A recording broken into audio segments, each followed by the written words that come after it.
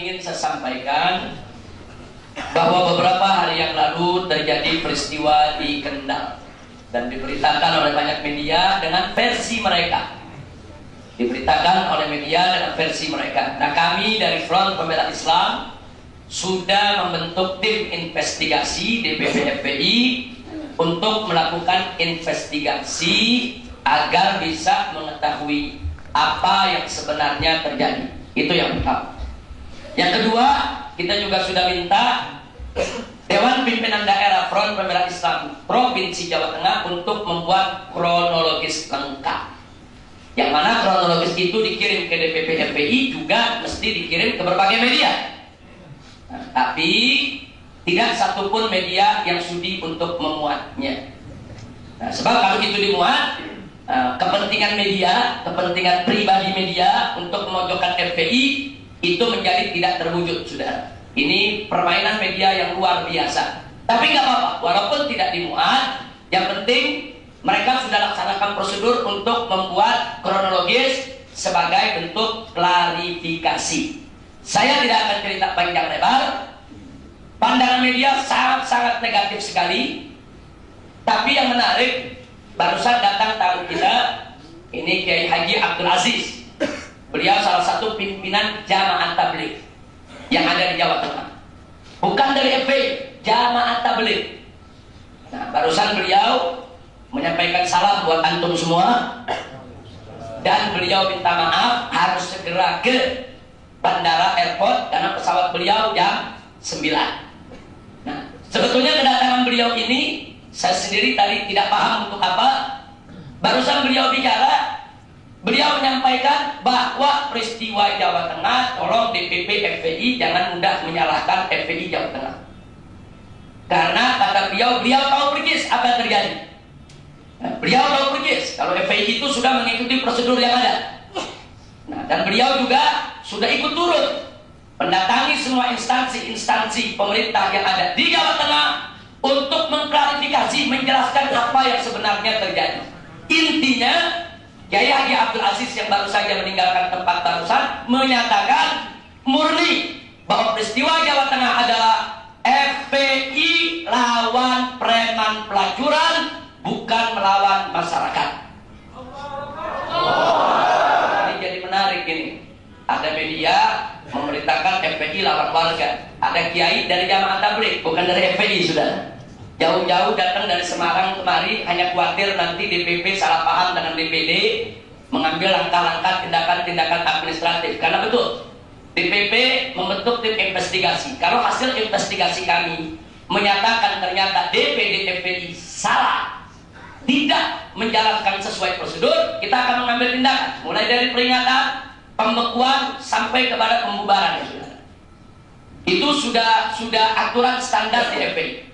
Tapi kalau ternyata mereka sudah mengikuti standar, sudah bagus, FPI sepenuhnya akan mendukung apa yang mereka lakukan. Dan untuk itu kami menunggu putusan daripada tim investigasi. Nah, baiklah. Tapi dari hasil sementara, kronologis yang dikirim oleh DPD FPI Jawa Tengah menceritakan bahwa pada hari kejadian, sehari sebelum kejadian, bahwa FPI Jawa Tengah melaksanakan buka bersama di Sukorejo, di Masjid Bundaran, sudah. Nah, berdatanganlah FPI dari berbagai tempat ke tempat tersebut. Di antaranya ada satu rombongan terdiri dari 20 laskar FPI yang menuju ke lokasi melewati tempat pelacuran. Ternyata tempat pelacuran itu buka siang bulan Ramadan. Padahal masyarakat di sekitar itu sudah lapor aparat, sudah lapor pemerintah, dan bahkan sudah minta bantuan FPI untuk menutup, sudah. Nah, karena kita percaya kepada aparat, kita pikir aparat sudah tutup.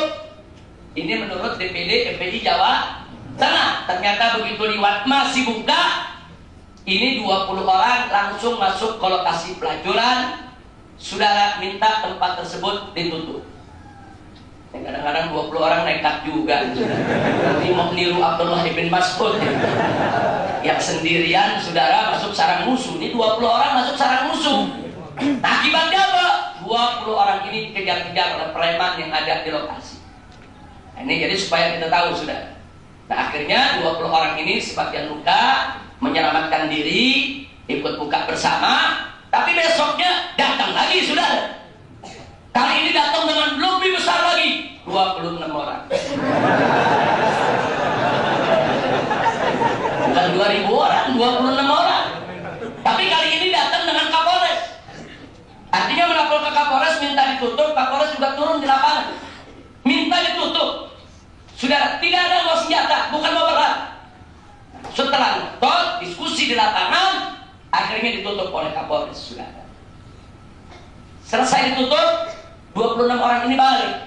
Ternyata baru balik beberapa ratus meter, mereka sudah dikepung oleh ratusan preman dengan berbagai macam senjata tajam. Salah satu mobil sewaan. Supirnya panik, karena bukan laskar FPI, orang lain. Panik, tancap gas. 7 orang ditubruk, sudah. Nah, akhirnya 7 luka, bawa ke rumah sakit, yang 1 meninggal dunia. Preman pun langsung memprovokasi masyarakat bahwa FPI membunuh warga. Nah, ini yang terjadi. Nah, akhirnya mobil-mobil FPI dihancurkan, dirusak, 26 orang melakukan perlawanan, mereka luka, tapi mereka berhasil menyelamatkan diri ke masjid terdekat, bertahan, sampai akhirnya mereka dievakuasi oleh polisi, dan kemudian mereka ditahan sementara oleh polisi, diperiksa sepanjang malam. Akhirnya yang 23 orang dilepas karena tidak ada kesalahan apapun. Yang 3 orang ditahan. Yang 1 yang ditahan itu ya supir yang nabrak. Jadi pasalnya bukan pasal perang, pasal kecelakaan lalu lintas. Yang 2 lagi ditahan karena kedapatan membawa senjata. Walaupun kecil, namanya tetap senjata, saudara. Senjata tajam. Nah, padahal FPI kemana-mana memang sudah tidak diizinkan untuk membawa senjata. Tapi karena yang 2 ini kedapatan bawa, yang kedua ditahan. Jadi mereka bertiga masih ditahan sampai saat ini, yang lain sudah pulang. Nah, sebetulnya peristiwanya hanya sebatas itu. Tapi sekarang kita lihat di televisi, FPI lawan warga, warga ngamuk, bakar mobil FPI, menghantam 26 laskar FPI. FPI dibenci oleh masyarakat. Tidak satu pun televisi menayangkan bagaimana ratusan preman membawa senjata tajam. Ada? Nggak ada. Jadi laskar FPI yang datang yang nutup tempat pelacuran salah, radikal, ekstrim. Tapi preman ratusan yang bawa senjata tajam nggak apa-apa. Jadi dari sini kita sudah bisa tahu bagaimana dan setingkat apa kelas daripada media kita, saudara. Sebetulnya televisi kita kelasnya sebagaimana sih? Kelas murahan. Media-media kita yang katanya besar-besar itu, saudara, kelas murahan, tidak profesional dan tidak proporsional. Karena media-media tadi punya kepentingan, para wartawan ini hanya membuat senang bos-bosnya yang punya kepentingan, tidak lebih. Makanya jangan salahkan saya kalau sudah lama saya menolak kedatangan wartawan untuk wawancara secara khusus. Saya tolak.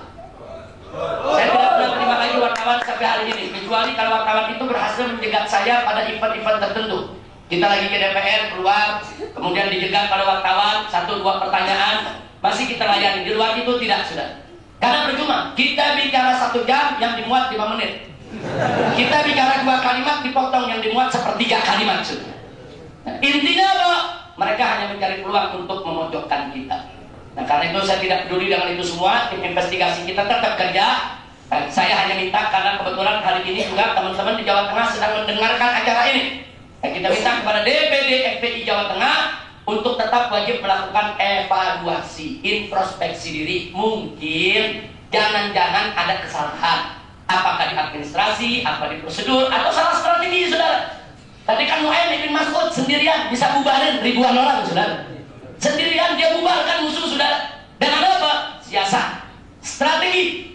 Nah, kadang-kadang itu juga mesti lihat evaluasi supaya ke depan tidak terulang lagi, saudara. Pada 26 orang masuk ke lokasi pelacuran, di sana ada ratusan, hampir 1000 preman yang nyari nafkahnya dari tempat pelacuran. Ini sama juga masuk ke sarang di mana mereka akan punya resiko dibunuh.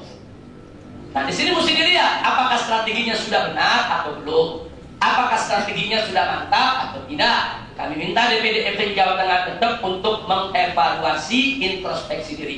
Soal benar atau salah dalam amar ma'ruf nahi munkarnya itu persoalan lain. Itu nanti DPP FPI yang akan melakukan penilaian. Kalau mereka benar, akan kita dukung benarnya. Kalau mereka salah, pasti akan ada sanksi. Mulai dari peringatan sampai pembekuan sampai pembubaran, saudara. Mudah-mudahan mereka tidak punya kesalahan di dalam pelanggan daripada ADART FPI. Amin ya rabbal alamin. Nah, kemudian masih soal Kendal. Dengan adanya tempat pelacuran yang buka di siang hari bulan Ramadan, berarti pemerintah di Jawa Tengah nggak kerja. Berarti kepolisian setempat tidak kerja.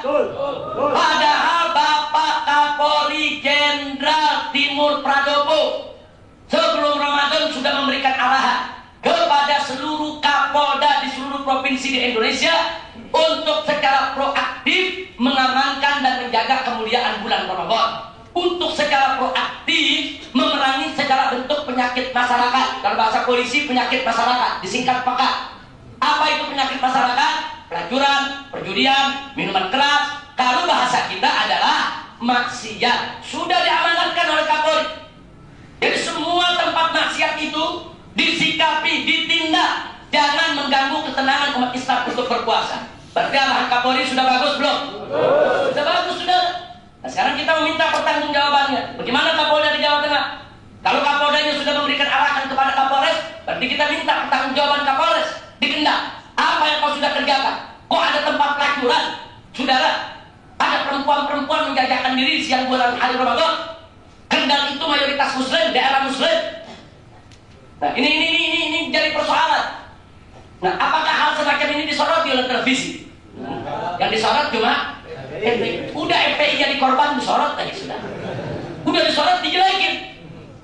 Kenapa mereka tidak angkat bahwa Polda Jawa Tengah atau Polres Jawa Tengah membiarkan tempat maksiat buka di siang hari bulan Ramadan? Kenapa tidak mereka kritik Pemda di sana yang tidak membuat nyaman dan aman umat Islam yang berpuasa, yaitu di Kendal? Kenapa mereka tidak kritik preman-preman tempat maksiat yang tetap buka, tidak menghormati umat Islam yang sedang berpuasa di bulan Ramadan? Kenapa mereka tidak kritik preman-preman yang membawa senjata tajam? Dan kenapa polisi tidak tangkap mereka? Justru FPI 26 yang ditangkap. Kenapa?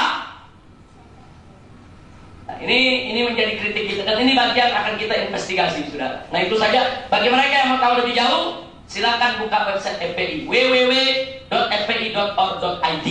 Nah, kalau ada wartawan protes, Habib kalau begitu menghalangi informasi.